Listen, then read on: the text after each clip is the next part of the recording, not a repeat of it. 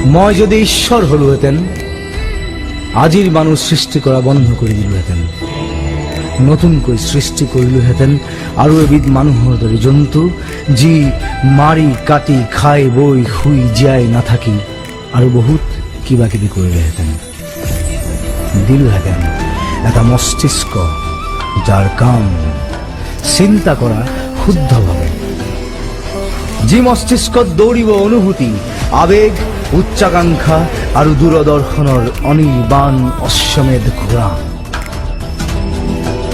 যি মস্তিষ্কত আস্ফালিত হ'ব পৰিৱৰ্তন, আৱৰ্তন আৰু নিয়ন্ত্ৰণৰ ন ন সূত্ৰ।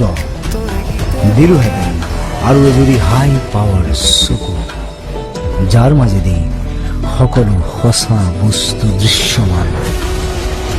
দিলোহেঁতেন দুখন এক্সট্ৰা কাণ, শুনিবলৈ সকলো অস্ফুট শব্দ, উশাহ নিশাহ, হুমুনিয়া, হতাশা আৰু সময়ৰ